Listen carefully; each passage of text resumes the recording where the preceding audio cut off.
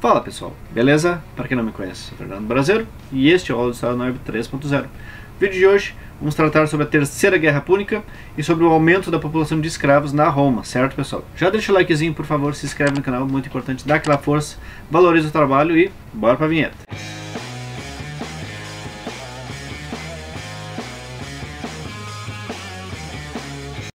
A Terceira Guerra Púnica, pessoal, na verdade não foi nem uma guerra, foi praticamente um massacre. Por quê? O Senado romano autorizou uma invasão, uma excursão, na verdade, das tropas romanas pelo norte da África até a cidade de Cartago. Chegando lá, tocaram o terror. Sobrou 50 mil cartaginenses para contar a história, que foram escravizados. A partir disso, a gente também tem aquele grande aumento da população de escravos. À medida que o Roma vai conquistando, vai aumentando os escravos. Até porque depois da lei que proibia romano de ser escravizado, a gente teve que pegar mais escravos de outros lugares. Então, o pessoal que não trabalhava precisa de escravo. Então tem que aumentar a população de escravo para o romano poder sobreviver. Então a gente tem assim, ó, uma das consequências do aumento populacional dos escravos é que assim, os senhores tinham mais tempo para fazer outras coisas. Que bom!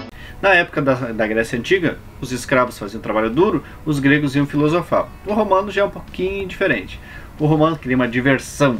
Aí chegamos na fase do pão e circo. Por quê? Um dos divertimentos era a luta dos gladiadores. Espartacus, que foi um escravo que lutou, organizou uma rebelião de escravos, foi um grande gladiador, muito famoso.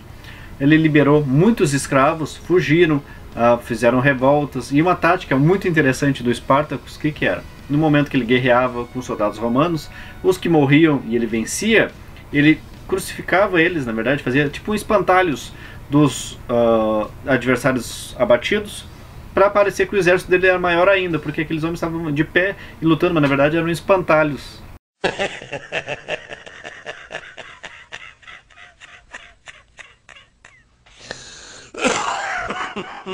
Mas não dá para brincar só, né, pessoal? Então assim, a gente chega numa fase que a República entra em crise. Por quê?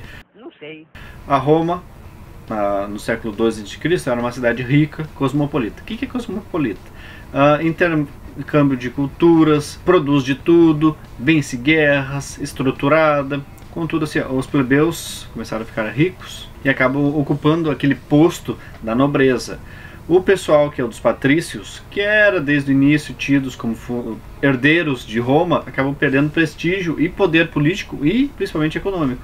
Daí assim surgem o quê? Também os cavaleiros, que eram os comerciantes que não conseguem mais desenvolver seu ofício e acabam tendo que viver de alguma coisa. Então vivem da violência, acabam se tornando cavaleiros. Os nobres distribuíam esmolas aos pobres, organizavam espetáculos, tirar o foco, vamos dizer assim, da população.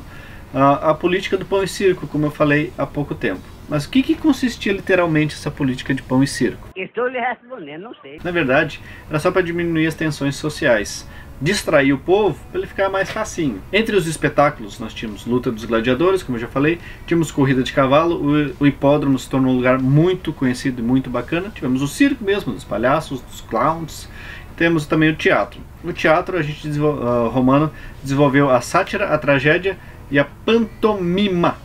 A sátira, como tá no quadrinho, está explicando para vocês, é composição poética, crítica ou ridiculariza vícios e defeitos. É uma sátira, né? É um deboche. A tragédia é composição poética que focaliza no terror, na piedade, na catástrofe. E temos a pantomima. Essa nem eu conhecia, pessoal. Representação teatral sem uso de falas, apenas gestos. É os mímicos. Pantomímica. Burro. E assim temos uma representação atual do pão e circo. Vamos ver se você se identifica. Antigamente era o Coliseu e o pão, né? Hoje em dia é futebol e cerveja. O IBGE, ó, essa sarjejinha do lado. IBGE, 35% passam fome, mas estão assistindo futebol. Nosso Big Brother, o que é? É o maior pão e circo que pode ver. O povo ali adorando o povo medíocre, que está ganhando 1,5 milhão para virar um povo medíocre na TV, mas vira herói. Enquanto isso, a política está rodando solta e a gente aqui, ó, só se dá mal.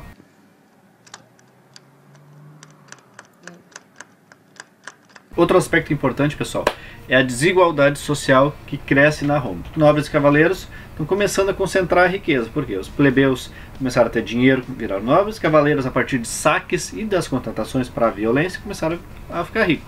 Os camponeses, que não estavam mais habituados à vida nos campos, por quê? Porque eles viviam em guerra.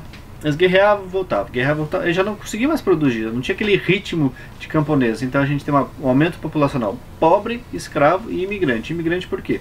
Era quando o pessoal das guerras ou vinha de outros lugares era aceito na comunidade romana, apesar de não ser aceito como cidadão romano, mas convivia na cidade. Daí temos como consequência o aumento do desemprego, pessoas marginalizadas, problema de saneamento, muita gente morando num lugar só, falta de alimento e falta de moradia.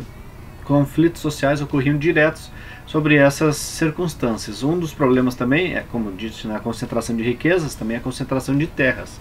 Nisso nós temos o caso dos irmãos Graco. O que aconteceu? Não sei. Primeiramente, em 133 a.C., o Tibério Graco foi eleito tribuno da plebe. Como representante, ele propôs a reforma agrária. Para quem não sabe, pessoal, o MST hoje em dia no Brasil propõe também a reforma agrária. O que é? Vamos supor que esse caderninho aqui é um lote de terra gigantesco. Hoje em dia, ou como lá na Grécia, na Roma Antiga, tinha só um dono. Qual era a proposta dele? Dividir todo esse espaço gigantesco em várias famílias produtivas. Isso, pessoal, já é um problema desde a Grécia Antiga, da Roma Antiga, quanto mais agora pra gente.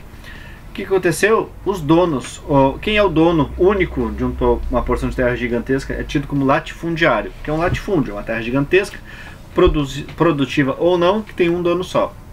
Eles não curtiram muito a ideia. Foram lá, com os seguidores mataram o Tibério. Que merda, hein? Pois então, alguns anos mais tarde, em 124 a.C., o Caio Graco, irmão dele, também eleito tribuno da plebe, manteve as propostas do irmão buscando uma reforma agrária para o povo marginalizado, para o camponês ter espaço para produzir, para ter seu espacinho. O que aconteceu? Um inimigo dele mandou o escravo matar ele. Ou seja, quem lutou para o pobre ter algum espacinho, morreu. E para terminar o vídeo de hoje, pessoal, temos uma coisa que foi muito importante para o fim da República. Temos a ascensão dos generais. É mesmo? Uma maneira de desviar o povo da crise que está acontecendo é ganhar muitas expedições militares. Roma está ganhando, está expandindo, tivemos vitória, o exército com prestígio. O que aconteceu? Em 82 a.C., o general Lúcio Cornélio Sila, ou Sula, dependendo do livro da tradução, puxa Lúcio Cornélio Sula ou Sila. Foi nomeado pelos senadores como ditador perpétuo. Para quem não lembra, recapitulando um pouquinho da parte da República, ditador perpétuo acontece quando há uma crise muito grande, quando há guerras. Sila, ele perseguiu muitos adversários políticos, restringiu alguns poderes da Assembleia. Em 78 a.C., o Sila ou Sula renuncia ao cargo de ditador perpétuo. Daí a gente tem o nosso primeiro triunvirato, que é o tema do próximo vídeo. Certo, pessoal? Essa aqui foi mais uma etapa, a etapa final da República. Estamos quase acabando lá. Tivemos a Guerra Púnica, o aumento da população escrava, os irmãos Graco, desigualdades sociais, pão e circo. Então, assim, foi um vídeo com bastante tópicos pequenos, mas importantes para entender o que vai acontecer e o que tem acontecido, certo? É claro. Já deixa o likezinho, se inscreve no canal, muito importante, dá aquela força. Vamos continuar com a série, tá bem bacana. Estamos quase chegando no Império, depois do Império acaba Roma, chega no feudalismo. Para quem não lembra, já tem um vídeo do feudalismo. Se você quer outro, pede no canal, muito importante, dá aquela força. E até o próximo vídeo.